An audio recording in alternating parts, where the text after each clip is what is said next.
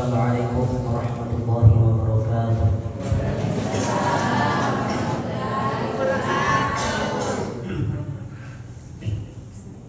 Bismillahirrahmanirrahim. Alhamdulillah alladzi arsala rasulahu bil huda wa dinil haqq liyudhhirahu 'ala ad-dini kullihi walau karihal musyrikun. Asyhadu an la ilaha illallah wahdahu la syarika lah wa asyhadu anna Muhammadan 'abduhu wa rasuluh. Shallallahu wa sallamu ala Rasulillah sallallahu alaihi wasallam. Hadirin wal hadirat jamaah tarawih, bapak-bapak dan ibu-ibu yang insyaallah sama-sama dirahmati dan dimuliakan oleh Allah Subhanahu wa taala. Alhamdulillah, malam hari ini sudah malam yang ke-18 bulan suci Ramadan. Sebenarnya ceramah saya malam ini saya mau sampaikan kemarin malam, tetapi karena sesuatu dan lain hal sehingga tidak sempat. Apakah boleh ceramah nuzulul Quran selain dari malam ke-17? Boleh sekali. Orang Jakarta bilang boleh banget. Karena memperingati malam nuzulul Quran itu tidak harus di malam yang ke-17. Bisa malam 18. Bahkan kalau kita mau sebelum malam 17 pun boleh, Pak. Karena yang terpenting di situ bukan nuzulul Qur'annya, melainkan apa hikmahnya, apa pelajaran yang bisa kita ambil pada peristiwa itu. Hadirin jamaah tarawih yang dimuliakan oleh Allah Subhanahu wa taala. Sebelum wahyu pertama diturunkan kepada Rasulullah sallallahu alaihi wasallam, masyarakat di Mekah itu, Pak Ibu, banyak sekali hal-hal yang dilakukan melanggar aturan dari agama. Banyak sekali. Yang pertama, sebelum diturunkannya wahyu, banyak sekali orang yang menyembah berhala. Mereka tahu sembah berhala. Bahkan ada yang mengatakan sekitar 360 berhala di sekitaran Ka'bah sebelum wahyu pertama itu turun. Mereka banyak meyakini khurafat, tahayul pada saat itu, yang tentu itu bertentangan dengan agama Islam, bertentangan dengan ajaran-ajaran Nabi sebelumnya. Yang kedua, moralitas yang rusak, krisis moral, di mana pada saat itu banyak sekali perbuatan-perbuatan yang salah, Pak Ibu, perbuatan yang dosanya besar, tetapi dianggap biasa. Seperti apa misalnya terjadi perzinahan merajalela dan itu dianggap biasa. Terjadi pembunuhan bayi perempuan, dikubur hidup-hidup, dan itu dianggap sebagai kejadian yang biasa-biasa saja, Pak. Luar biasa memang krisis moral pada saat itu. Banyak yang menyembah berhala. Jadi kalau misalnya Bapak sekarang ada kita dapatkan orang yang menyembah berhala, sebenarnya itu dari dulu, dari zaman Nabi memang sudah ada yang menyembah berhala. Jadi tidak usah heran kalau sekarang ada yang menyembah batu, menyembah pohon, menyembah kayu dan lain sebagainya. Memang dari dulu itu sudah ada, dan itu dilarang oleh agama. Hadirin jamaah tarawih yang dimuliakan Allah Subhanahu wa taala. Selanjutnya pada saat itu terjadi yang namanya krisis ilmu pengetahuan. Makanya kenapa dikatakan zaman jahiliyah. Mereka lebih memilih cerita-cerita nenek moyangnya terdahulu tanpa memperhatikan ajaran-ajaran Nabi terdahulu. Makanya mereka krisis ilmu pengetahuan, khususnya pada bidang agama atau ilmu yang dibenarkan oleh syariat agama Islam. Selanjutnya yang terjadi pada saat itu, terjadi ketimpangan sosial, Pak.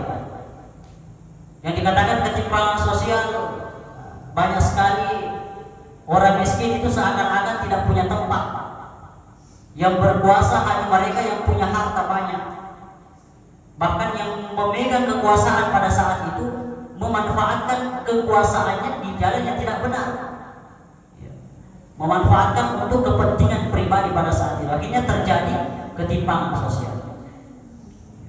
Dari situlah Rasulullah SAW lupa menenangi Nabi minta ya situasi lewat kue. Karena banyak sekali kesalahan yang dibuat masyarakat pada saat itu. Akhirnya Rasulullah khawatir bagaimana nasib kedepannya kalau dibiarkan seperti itu. Setelah itulah Rasulullah pergi di suatu tempat, Pak Ibu. Itulah yang dikatakan Gua Hiro. Dia mengatakan kurang lebih 5 km dari Mekah. Disitulah Rasulullah bertahan, Pak Ibu. Dia menyendiri, memohon kepada Allah Subhanahu wa taala bagaimana agar diberikan petunjuk untuk menyelesaikan masalah-masalah itu. Nah, dari sini bisa kita pelajari, Bu. Ternyata kalau kita banyak masalah, lagi galau misalnya, lagi putus asa, sebenarnya hal yang kalau kita mau mengikuti Nabi itu adalah menyendiri dan berdoa kepada Allah Subhanahu wa taala. Hadirin jamaah yang dimuliakan oleh Allah Subhanahu wa taala. Dan disitulah Rasulullah SAW didatangi oleh malaikat Jibril. Ada yang mengatakan, ya roh malaikat Jibril mata paurani menggeretak dan berbaju putih. Datang mengatakan, ya Rasulullah Iqra. Maka dia minta, ma'ana Nabi Qori, saya tidak tahu baca. Iqra ya Rasulullah, ma'ana Nabi Qori, dia bisa membaca. Iqra ya Rasulullah, saya tidak tahu baca. Akhirnya pas yang Jibril selalu mengulang Iqra. Nah baca di Nabi Iqra bismi rabbikal ladzi khalaq. Dan disinilah Bapak, inilah wahyu pertama yang diturunkan kepada Rasulullah SAW. Mancaji tanda kau di makna kau di royakka inabi tak mancaji nabi dan dia suruh alabina fu'alata. Hadirin jamaah yang dimuliakan oleh Allah Subhanahu wa taala. Ini tidak tahu bacanya Nabi di sini, Bapak. Makna Qori ini menjadi diskusi panjang di kalangan para ulama, di kalangan para cendekiawan intelektual mengenai apakah tidak tahu bacanya Nabi ini bisa mengurangi predikatnya Rasulullah sebagai hamba yang mulia. Kalau sekarang Pak Ibu, kalau kita melihat ada orang yang tidak tahu membaca, pasti itu identik dengan orang yang bodoh. Maka lagi madoku yang mampu pede mesti membaca. Dan apakah Rasulullah tidak tahu bacanya Nabi ini dikatakan juga seperti orang bodoh? Ini menjadi pertanyaan besar karena Rasulullah mengatakan saya tidak tahu baca. Nah dijawablah oleh seorang ulama mengatakan tidak tahu bacanya Nabi itu tidak identik dengan kebodohan. Kenapa? Karena pada saat Jibril datang itu Bapak, beliau tidak membawa apa-apa. Beliau tidak membawa tulisan, beliau tidak membawa kertas, sehingga apa yang mau dibaca? Seandainya Jibril datang membawa buku bertuliskan Iqra bismi rabbikal ladzi khalaq lalu diperlihatkan kepada Nabi dan Nabi mengatakan saya tidak tahu baca, ya kemungkinan memang Rasulullah tidak tahu baca. Tetapi Rasulullah mengatakan tidak tahu baca itu bukan karena memang Jibril pada saat itu tidak membawa apa-apa. Jadi jamaah yang dimuliakan oleh Allah Subhanahu wa taala. Dan banyak hikmah justru tidak tahu bacanya Nabi ini ada hikmah besar di balik itu. Apa hikmah besarnya? Pada saat itu banyak sekali orang kafir yang mengatakan tidak usah percaya kepada Al-Quran. Kenapa tidak usah percaya kepada Al-Quran? Karena Al-Quran itu buatannya Nabi Muhammad. Ajar waktu itu orang yang mengikuti Nabi Muhammad. Tetapi di sini bisa dibuktikan Pak Ibu bahwasanya tidak masuk akal ketika Al-Quran itu dikatakan buatannya Nabi Muhammad, sedangkan Rasulullah pada saat itu tidak tahu baca, tidak tahu tulis. Sehingga bisa diartikan bahwasanya Al-Quran itu bukan buatannya Nabi Muhammad, melainkan murni datangnya dari Allah Subhanahu wa taala. Hadirin jamaah yang dimuliakan oleh Allah Subhanahu wa taala. Jadi itu yang perlu ditekankan, tidak tahu bacanya Nabi itu bukan sebuah kebodohan. Justru ada pelajaran yang besar bisa kita ambil di situ.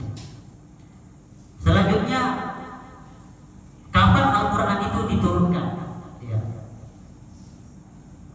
Ketika Andre Gurunta Profesor Nasaruddin Umar menjelaskan mengenai proses penurunan Al-Quran, Al-Quran ini buka diturunkan dua proses. Ada proses yang pertama ada Al-Inzal, yang kedua ada At-Tanzil. Al-Inzal itu dari Allah 30 juz langsung turun ke Lauh Mahfuz. Terus yang kedua At-Tanzil dari Lauh Mahfuz kepada Rasulullah melalui perantara malaikat Jibril. Nah, disinilah berangsur-angsur 22 tahun. Berapa itu? 22 tahun 2 bulan 22 hari. Jadi mengatakan seperti itu. Kenapa Al-Quran itu tidak langsung 30 juz diberikan kepada Nabi? Maka Nabi dapat 30 juz. Ya ingin Nabi tak dibaturi kau Nabi tak. Maka harus berproses berangsur-angsur puluhan tahun diturunkan kepada Nabi, agar Rasulullah itu mudah untuk memahami Al-Quran, tidak merasa kesulitan untuk memahami Al-Quran. Karena kalau langsung 30 juz diturunkan kepada Nabi, merasa Nabi tak untuk paham mana ia Al-Quran. Nah, bisa kita ambil pelajaran Pak Ibu, kalau kita mau belajar Al-Quran, ternyata itu tidak boleh terburu-buru. Biar tak sedikit-sedikit kita pelajari, yang penting masuk saja. Makanya saya kalau ceramah itu bukan tidak mau lama. Kenapa? Biar pendek itu ceramah, yang penting paham. Daripada panjang ceramahnya Pak Ustaz, Pak ceramahnya tetapi banyak yang tidak kita paham, atau bahkan tidak ada yang kita paham. Selanjutnya, kapan Al-Quran itu diturunkan kepada Nabi? Ketika ada pertanyaan, Al-Quran diturunkan kepada Nabi. Contohnya apa? Surah Al-Ikhlas. Kenapa diturunkan surah Al-Ikhlas? Karena ada pertanyaan kepada Nabi. Ya Rasulullah, bagaimana sifat-sifatnya Tuhanmu? Bagi kita sifat-sifat Tuhanmu. Rasulullah tidak tahu Pak Ibu, karena beliau tidak pernah ketemu dengan Tuhan. Bingung. Kalau sifat-sifat Allah Ta'ala ada yang kita ya.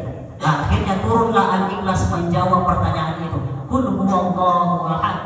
Katakan Muhammad kepada mereka, Allahu ahad, bahwa Allah itu satu. Apalagi sifatnya Tuhan? Allahus samad. Tuhan cuma Allah yang tempat kita untuk meminta segala sesuatu. Jadi tidak boleh lupa kita memohon, meminta kecuali kepada Allah Subhanahu wa taala.